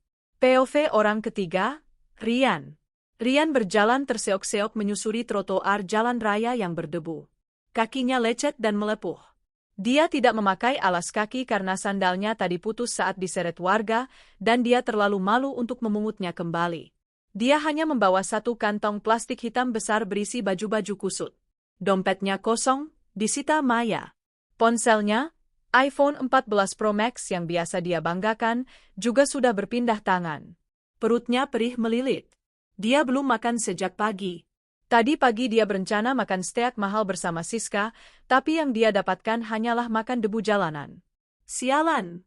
Sialan! Umpat Rian sambil menendang kaleng bekas minuman di jalan. Tega banget si Maya. Istri durhaka. Suami sendiri dibikin gembel begini. Dia mencoba mencari pembelaan diri di otaknya. Aku kan cuma hilaf. Namanya juga laki-laki, wajar kalau tergoda. Harusnya dia maafin aku, bukan malah ngancurin hidupku. Rian berhenti di depan sebuah warung pecel lele pinggir jalan. Aroma ayam goreng dan sambal terasi menusuk hidungnya, membuat air liurnya menetes. Dia merogoh saku celananya, berharap menemukan uang receh yang terselip. Nihil. Benar-benar nol. Dia menatap nanar orang-orang yang sedang makan dengan lahap. Rasa lapar ini mulai berubah menjadi rasa sakit fisik. Mas, mau pesen? Tanya tukang parkir yang melihatnya berdiri bengong. Enggak, mas. Nunggu teman, jawab Rian bohong. Lalu buru-buru pergi. Dia teringat teman-teman nongkrongnya. Teman-teman klub mobil, teman-teman futsal. Dulu dia sering mentraktir mereka. Pasti mereka mau membantu. Tapi bagaimana cara menghubungi mereka? Dia tidak punya HP. Rian melihat sebuah wartel, warung telepon, yang nyaris punah di ujung jalan. Masih ada satu bilik telepon koin yang berdebu. Rian merogoh saku celana belakangnya lagi. Ada satu koin 500-an perak, entah sejak kapan ada di sana. Alhamdulillah. Dengan tangan gemetar dia memasukkan koin itu. Dia memutar otak mengingat nomor telepon Doni, sahabat karibnya yang paling sering dia traktir karaoke. Untungnya nomor Doni cantik dan mudah diingat. Tut, tut, halo? Siapa nih? Suara Doni terdengar. Don, ini gue, Rian. Don, tolongin gue, bro. Gue diusir bini gue. Dompet, HP, mobil disita semua. Gue luntang-lantung di jalanan dekat pasar Minggu. Jemput gue dong, bro. Gue numpang tidur di kosan lo ya malam ini. Hening sejenak di ujung sana. Rian? Rian suami bos Maya? Iya. Siapa lagi? Buruan, Don. Gue lapar banget. Waduh, Yan. Sorry banget nih. Bukannya gue nggak mau bantu. Tapi, barusan di grup WhatsApp kantor, HRD nyebarin pengumuman resmi. Foto lo dipajang gede-gede. Katanya lo di blacklist perusahaan karena kasus asusila dan penipuan. Karyawan dilarang keras berhubungan atau membantu lo kalau nggak mau kena sanksi pecat juga. Jantung Rian mencelos. Maya benar-benar menutup semua pintu. Don, kita kan sohib. Don, masa lo takut sama ancaman gituan? Gue cuma minta numpang tidur. Sorry, Yan. Gue masih butuh kerjaan. Cicilan motor gue belum lunas. Lagian gila lo, Yan. Bini spek Dewi kayak Bu Maya lo selingkuhin sama cewek kampung. Gue jadi ilfeel sebenarnya. Udah ya, jangan hubungin gue lagi. Klik. Sambungan terputus. Rian merosot di dalam bilik telepon umum yang bau pesing itu. Dia memeluk lututnya. Untuk pertama kalinya dalam hidupnya yang selama ini nyaman dan dimanja, Rian menangis terseduh-seduh. Bukan karena menyesal telah menyakiti hati istrinya, tapi menyesal karena telah kehilangan sumber uangnya. Ma? Rintihnya. Jahat banget kamu, Mei. Aku harus gimana malam ini? Langit malam mulai meneteskan gerimis, seolah ikut meludahi nasib Rian yang kini tak lebih dari sampah di pinggir jalan ibu kota. Kembali ke POV Maya.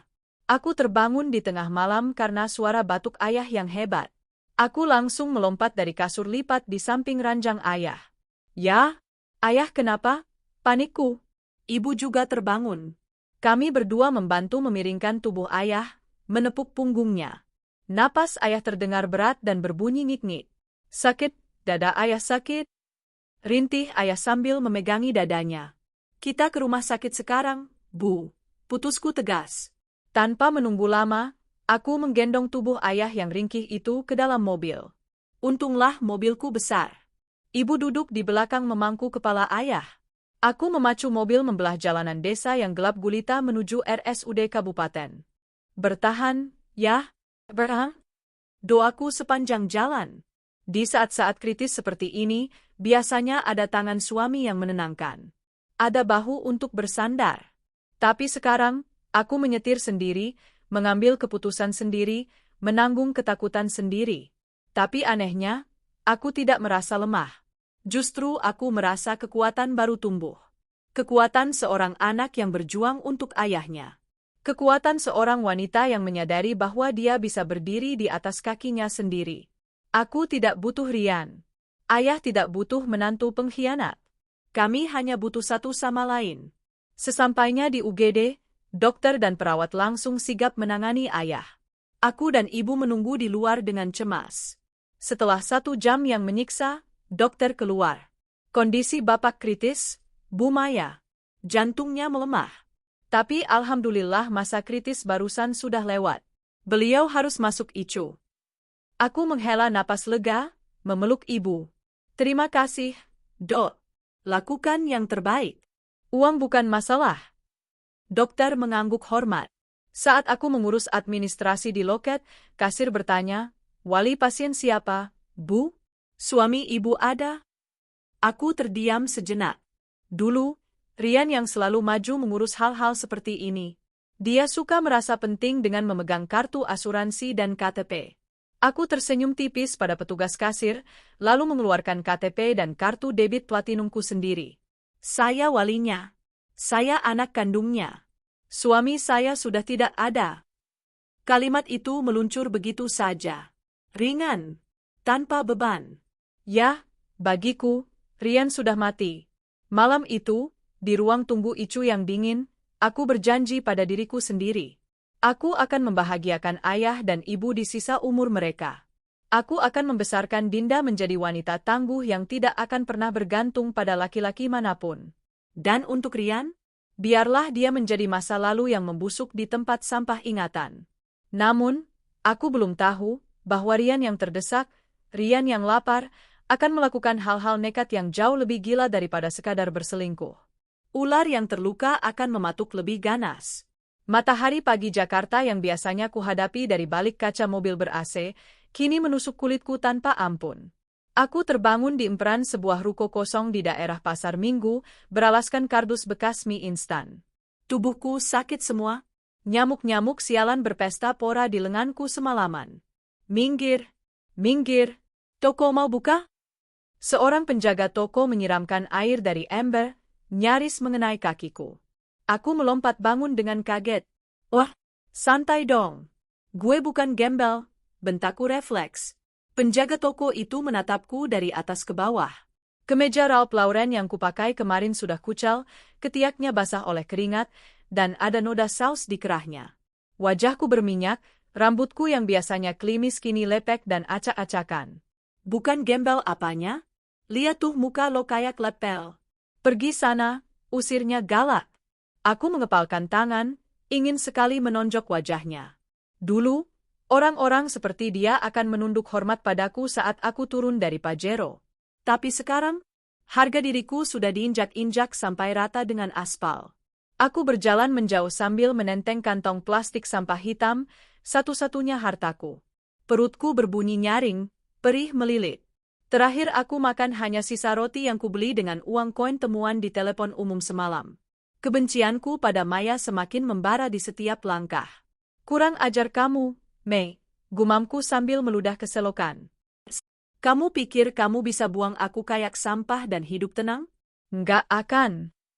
Otakku berputar cepat mencari jalan keluar. Aku butuh uang. Banyak uang. Bukan hanya untuk makan, tapi untuk membalas dendam. Aku ingin Maya menderita. Aku ingin dia berlutut memohon padaku. Tiba-tiba, sebuah ide gila sekaligus licik muncul di kepalaku saat aku melihat seorang ibu mengantar anaknya sekolah naik motor. Dinda. Anak itu. Darah dagingku, sekaligus pewaris tunggal kekayaan Maya. Dinda sekarang ada di rumah ibu kandungku di Bekasi. Sebelum berangkat ke kampung kemarin, Maya menitipkan Dinda di sana karena sekolahnya dekat dari rumah ibu. Senyum licik terukir di bibirku yang pecah-pecah. Maya boleh saja menyita hartaku, memblokir aksesku ke kantor, dan menghasut teman-temanku. Tapi dia lupa satu hal, dia tidak bisa memblokir aksesku ke ibuku sendiri. Dan dia pasti lupa memberitahu satpam sekolah Dinda bahwa ayahnya sudah jadi musuh. Dinda adalah kunci brankas berjalan bagiku. Kalau aku bisa menguasai Dinda, Maya pasti akan memberikan apa saja. Uang, mobil, bahkan perusahaan itu, dia akan serahkan demi putri kesayangannya.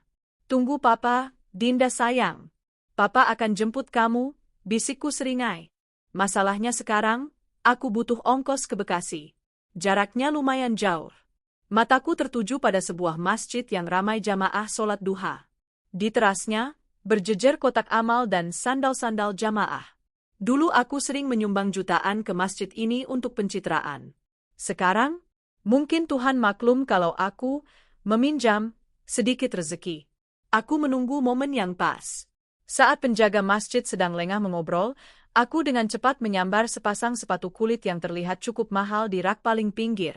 Aku memasukkannya ke dalam kantong plastik hitamku, lalu berjalan cepat, setengah berlari, meninggalkan area masjid. Di pasar loak terdekat, aku menjual sepatu curian itu.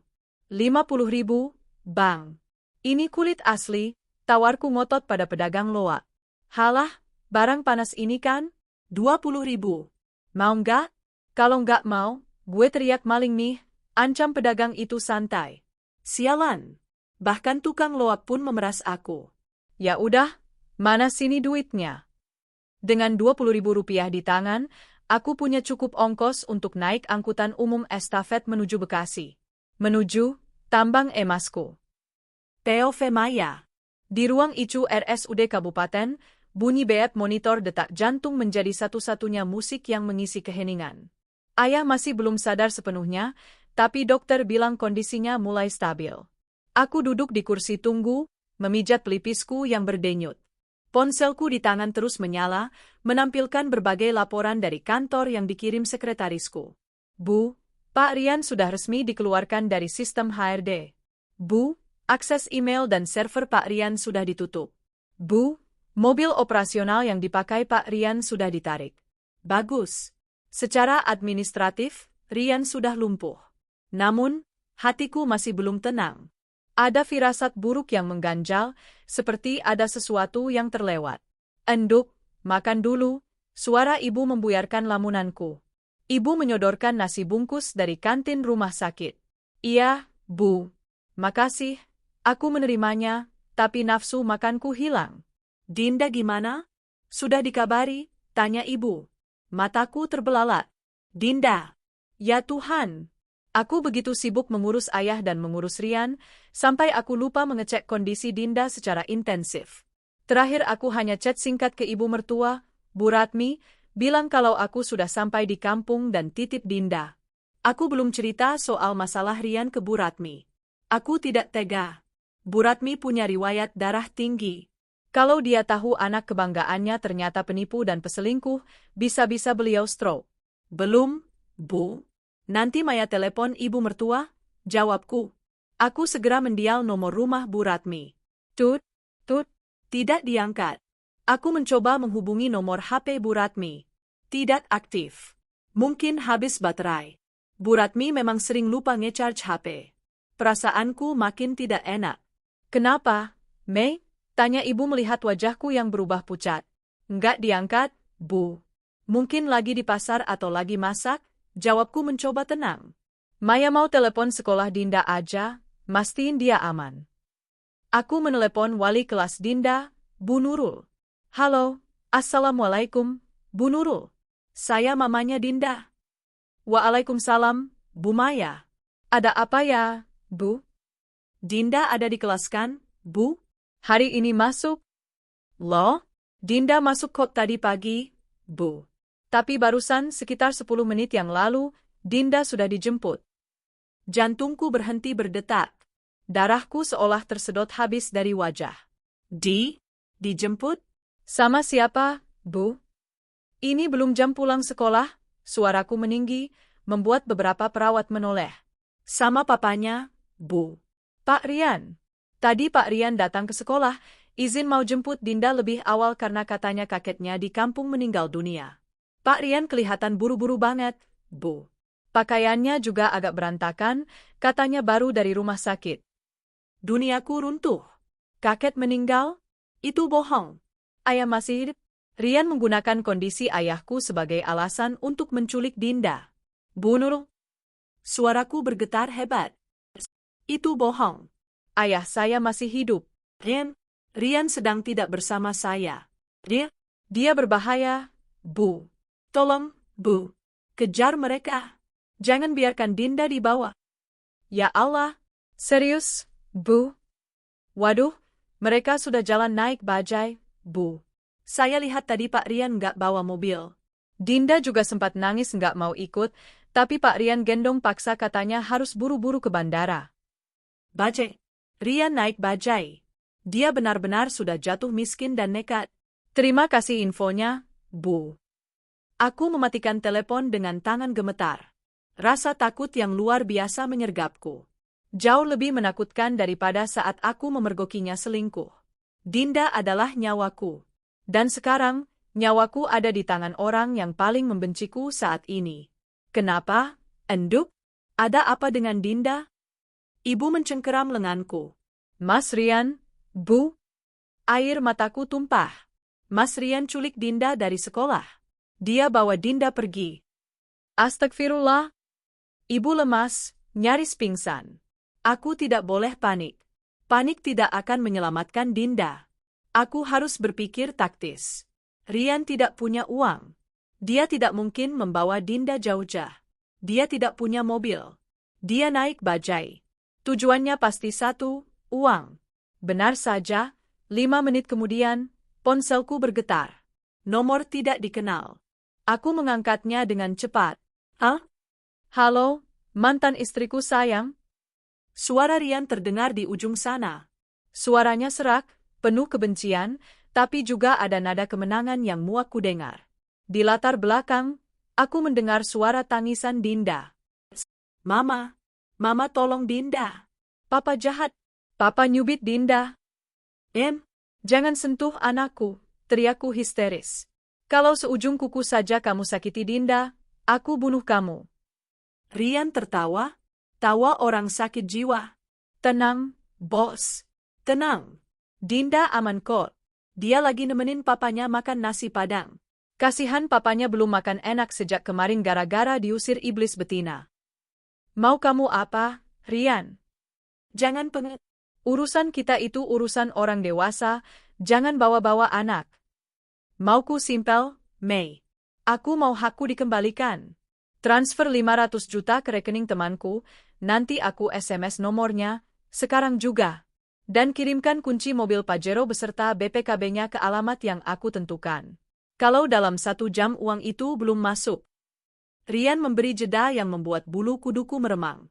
Jangan harap kamu bisa lihat Dinda lagi. Aku bisa aja jual dia, atau, ya, siapa tahu ada kecelakaan. Aku kan lagi stres, Mei. Orang stres suka hilaf. Kamu gila. Kamu yang bikin aku gila. Cepetan.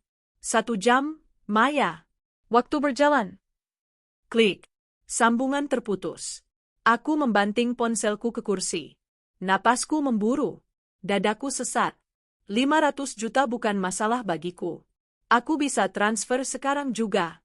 Tapi memberikan uang pada Rian sama saja memberi bensin pada api. Dia tidak akan berhenti. Setelah uang habis, dia akan memeras lagi. Dan selama Dinda ada di tangannya, Dinda tidak akan pernah aman. Aku harus menyelamatkan Dinda. Tapi aku di Jawa Tengah, Dinda di Bekasi. Perjalanan butuh waktu berjam-jam. Aku butuh bantuan orang lain. Orang yang dekat. Orang yang berani. Tiba-tiba aku teringat sesuatu. Ponsel Dinda. Dinda memakai jam tangan pintar, smartwatch, anak yang kuberikan ulang tahun lalu. Jam itu punya fitur GPS tracker dan bisa menerima panggilan diam-diam. Rian yang gaptek mungkin tidak menyadari jam tangan pink bergambar frozen itu adalah alat pelacak canggih. Aku segera membuka aplikasi pelacak di HP-ku. Titik GPS Dinda menyala. Lokasi, Terminal Bayangan, Jalan Baru, Bekasi. Dia tidak jauh dari sekolah. Dia masih di Bekasi. Aku langsung menelepon Pak Herman, kepala keamanan kantorku yang kemarin ikut menggerebek. Kantor pusatku ada di Jakarta Timur, perbatasan Bekasi. Jaraknya dekat dengan lokasi Dinda. Pak Herman, posisi di mana? Di kantor, Bu. Siap perintah? Pak, ini kode merah. Rian menculik Dinda. Dia bawa Dinda di sekitar Terminal Bayangan Bekasi. Saya kirim share location GPS Dinda sekarang. Bawa tim Bapak. Bawa mobil yang kencang. Kepung dia. Jangan sampai dia lolos. Tapi ingat Pak, utamakan keselamatan Dinda. Jangan gegabah. Siap laksanakan, Bu. Bajingan itu benar-benar cari mati. Saya gerak sekarang. 10 menit saya sampai sana. Satu lagi, Pak Herman. Ya, Bu. Kalau dia melawan, kalau dia membahayakan Dinda, Bapak saya izinkan untuk melumpuhkan dia. Patahkan kakinya kalau perlu. Saya yang tanggung jawab. Dimengerti, Bu. Aku menutup telepon. Tanganku gemetar memegang HP, menatap titik biru di peta yang bergerak pelan. Bertahan, sayang. Om Herman datang. Theo Ferian. Aku menyeret Dinda yang terus menangis memasuki area belakang terminal bus yang kumuh. Orang-orang menatap kami curiga, tapi aku memasang wajah galak. Diam, jangan nangis. Kalau nangis Papa tinggalin di sini biar diculik pemulung, bentakku. Dinda semakin kencang menangis. Mama, Papa jahat. Papa bau. Diam. Aku mencubit lengannya keras. Dinda menjerit kesakitan. Jujur, ada rasa tidak tega di hatiku. Dia anakku. Dulu aku sering menggendongnya, membelikannya mainan. Tapi bayangan wajah Maya yang sombong dan rasa lapar yang menggerogoti perutku membuat rasa iba itu hilang. Aku membawa Dinda duduk di bangku warung kopi yang sepi di pojok terminal. Aku memesan kopi hitam dan mie instan. Nih makan. Aku menyodorkan mangkok mie ke Dinda. Dinda menggeleng, menutup mulut rapat-rapat. Makan nggak? Udah miskin belagu, makiku. Aku mengecek jam dinding warung. Sudah 15 menit berlalu. Belum ada notifikasi transfer dari Maya. Apa dia nggak sayang anaknya? Atau dia lagi lapor polisi? Sialan. Awas aja kalau lapor polisi, gumamku gelisah. Tiba-tiba, firasatku tidak enak. Suasana terminal yang tadinya ramai oleh suara klakson bus, tiba-tiba terasa tegang. 2 buah mobil SUV hitam berbadan besar masuk ke area terminal dengan kecepatan tinggi, menerobos jalur bus. Rem berdecit keras saat mobil-mobil itu berhenti memblokade jalan keluar warung kopi tempatku duduk. Pintu mobil terbuka kasar. Keluar sosok tinggi besar yang sangat kenal. Pak Herman. Di belakangnya, 4 orang satpam berbadan kekar turun, wajah mereka merah pada menahan amarah. Mereka tidak membawa pentungan, tapi kepalan tangan mereka terlihat lebih mematikan. Rian! Teriakan Pak Herman menggelegar, membuat pengunjung warung lari ketakutan. Mata Pak Herman menatapku nyalang. Lepaskan Nona Dinda. Aku panik.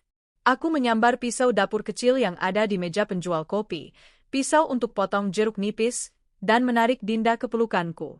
Aku menempelkan pisau tumpul itu ke leher Dinda. Jangan mendekat, teriakku histeris. Maju selangkah, anak ini luka. Dinda menjerit ketakutan. Om Herman. Om. Pak Herman berhenti, mengangkat kedua tangannya. Oke, Rian. Tenang. Jangan goblok. Itu anak kandung lo sendiri, Yan. Lo tega? Bukan urusan lo. Mana Maya? Mana duit gue? Bu Maya di kampung. Duit lo nggak bakal cair kalau lo main kasar begini. Pak Herman mencoba negosiasi, sambil matanya memberi kode pada anak buahnya yang mulai bergerak menyebar mengepung dari belakang warung. Gue nggak peduli. Gue mau duit. Gue mau kabur dari sini. Keringat dingin mengucur deras di dahiku. Tanganku yang memegang pisau gemetar hebat. Aku belum pernah memegang senjata seumur hidupku. Aku hanya akuntan yang biasa pegang kalkulator. Isak Dinda pelan. Tubuh kecilnya gemetar dalam dekapanku. Suara Dinda itu, entah kenapa, menembus kabut kemarahanku. Aku menunduk sedikit, melihat wajah putriku yang pucat pasi. Air matanya membasahi lengan kemejaku. Apa yang aku lakukan? Detik keraguanku itu fatal. Dari arah belakang, seorang security melompat menerjang punggungku. Bruk! Aku terdorong ke depan, menabrak meja kayu hingga hancur. Pisau terlepas dari tanganku. Dinda terlepas dari dekapanku. Dinda! Teriak Pak Herman. Dengan sigap, Pak Herman menyambar Dinda, mendekapnya erat, dan membawanya menjauh. Sementara itu, Aku merasakan pukulan bertubi-tubi mendarat di tubuhku. Buk, ini buat Bu Maya. Buk, ini buat Nona Dinda. Buk, ini buat lo yang gak punya otak. Rasa sakit meledak di seluruh tubuhku. Tulang rusukku rasanya patah. Hidungku mengucurkan darah segar. Aku meringkuk di lantai tanah yang kotor, melindungi kepala dengan tangan, menerima amukan orang-orang yang setia pada istriku. Cukup, cukup, suara Pak Herman menghentikan anak buahnya. Jangan dibunuh. Bu Maya mau dia hidup menderita, bukan mati. Pak Herman mendekatiku yang sudah babak belur. Dia meludah di samping kepalaku. Lo beruntung Bu Maya masih punya hati. Kalau enggak, lo udah jadi mayat di sini. Pak Herman berbalik, menggendong Dinda yang masih menangis sok. Bawa bajingan ini ke kantor polisi.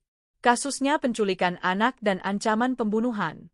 Pastikan dia dapat sel yang paling enak. Dua security menyeretku bangun. Kakiku lemas, pandanganku kabur. Aku melihat Dinda digendong masuk ke mobil mewah yang sejuk, meninggalkanku yang diseret menuju mobil bak terbuka seperti hewan ternak. Habis sudah.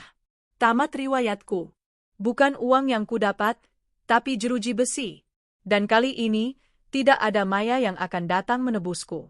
Wanita berbaju merah itu melotot tak terima. Ah, enak aja lo ngomong.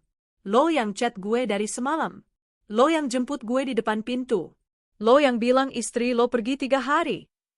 Bohong. Kamu yang goda saya. Rian berteriak, berusaha menyelamatkan dirinya sendiri dengan mengorbankan selingkuhannya. Pemandangan yang menyedihkan. Cukup, teriakku. Suaraku menggema, menghentikan perdebatan konyol mereka. Aku mengeluarkan ponselku, memutar rekaman suara yang tadi kudapat dari CCTV. Volume ponsel kunaikkan maksimal. Halo, Beb. Si bos galak udah pergi kok, aman terkendali.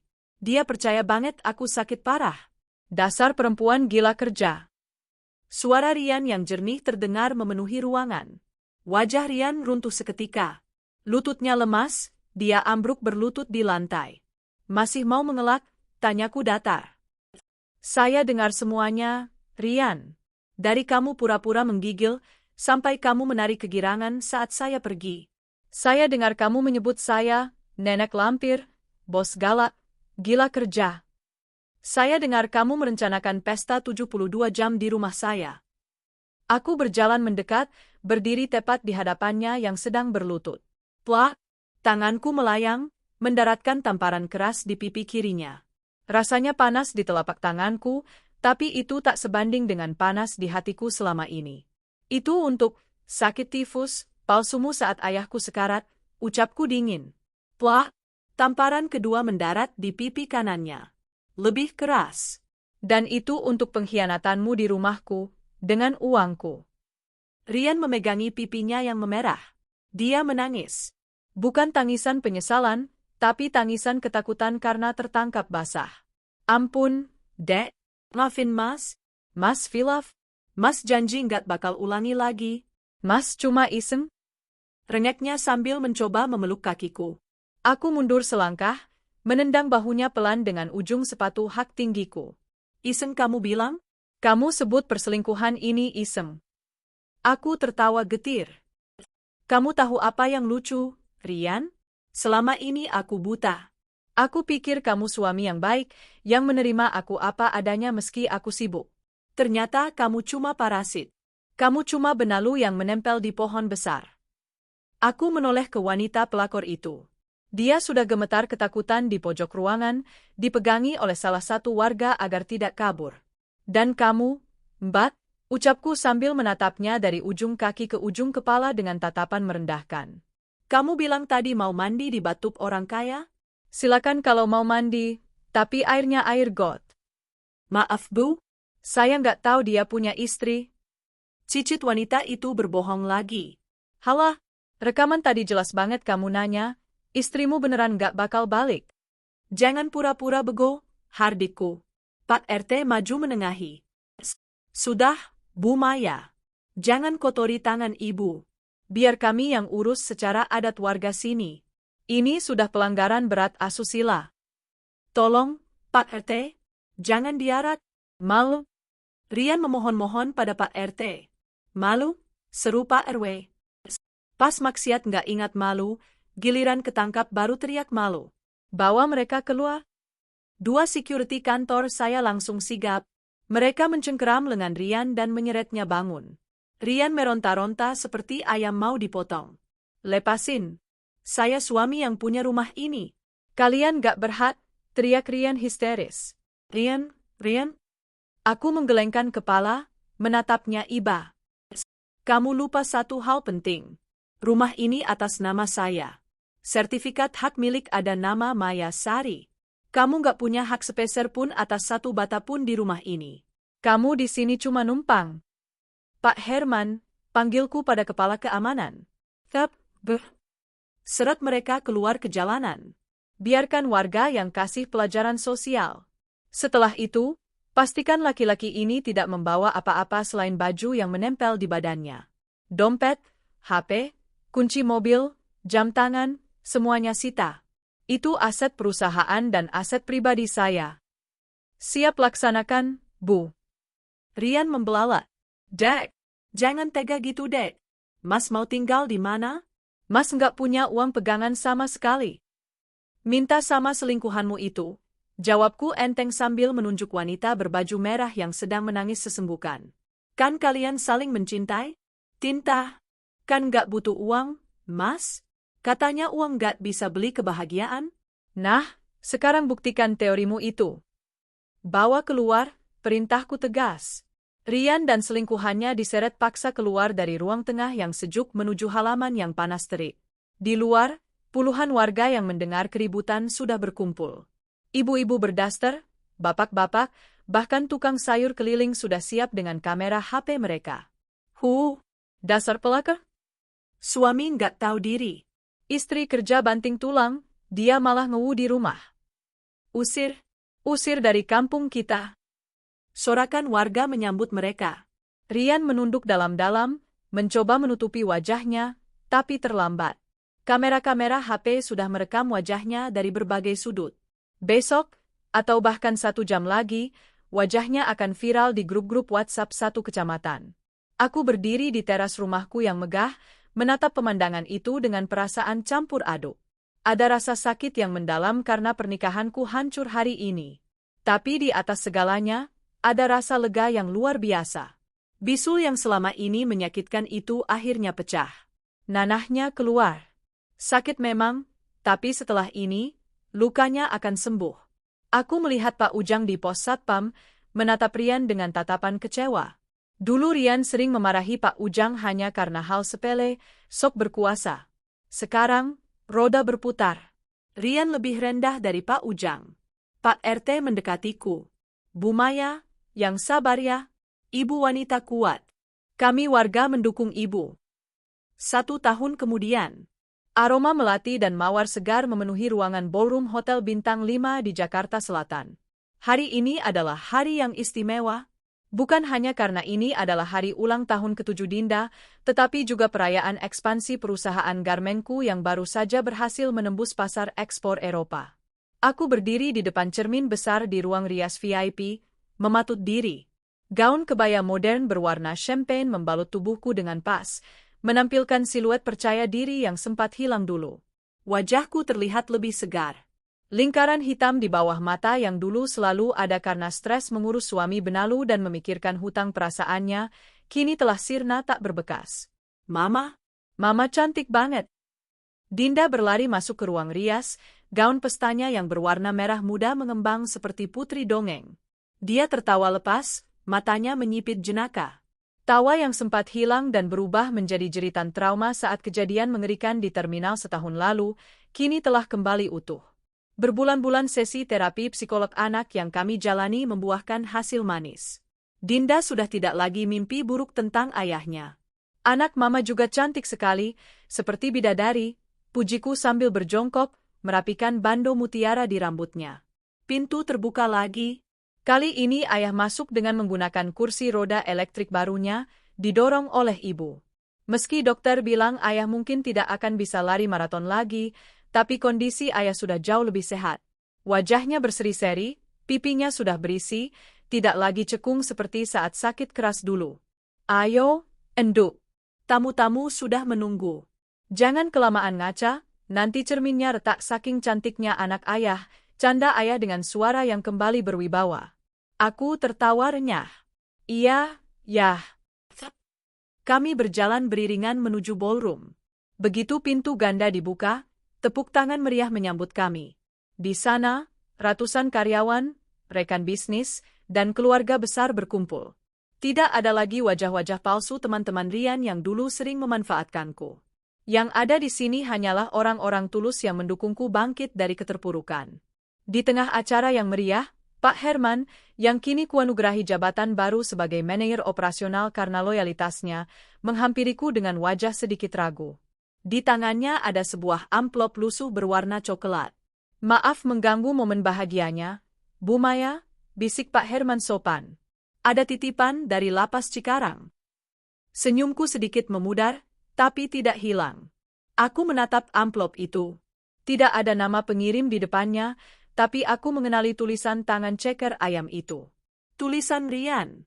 Katanya dia sakit-sakitan di dalam, Bu. Lanjut Pak Herman pelan, seolah takut merusak suasana. Kabarnya kena TBC paru karena selnya lembab dan sering dipalak makanannya sama napi lain.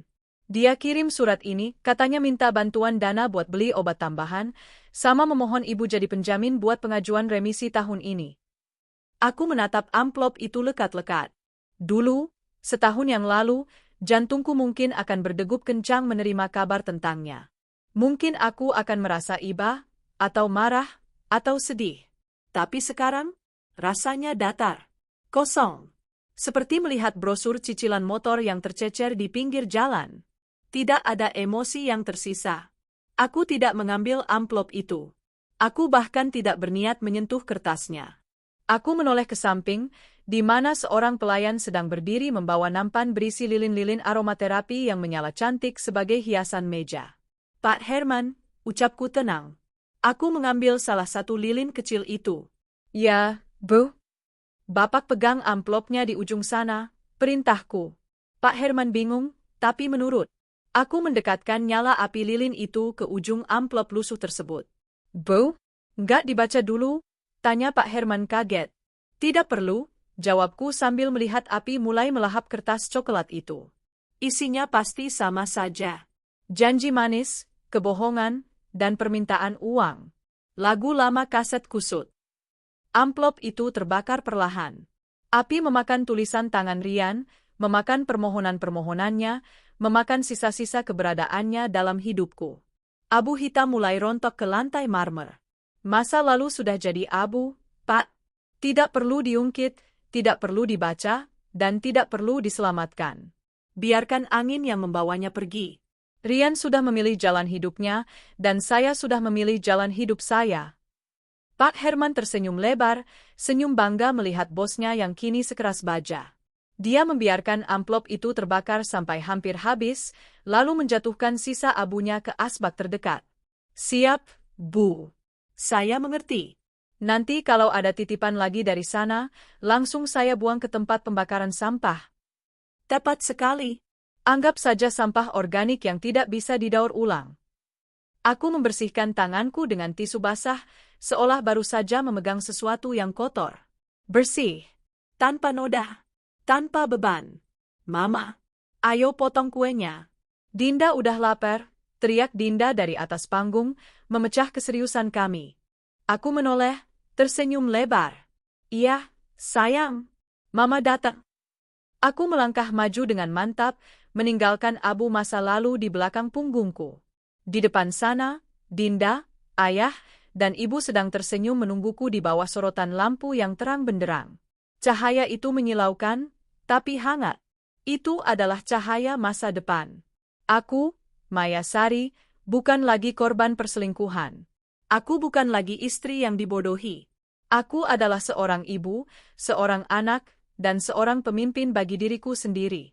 Badai telah berlalu, dan langitku kini cerah selamanya.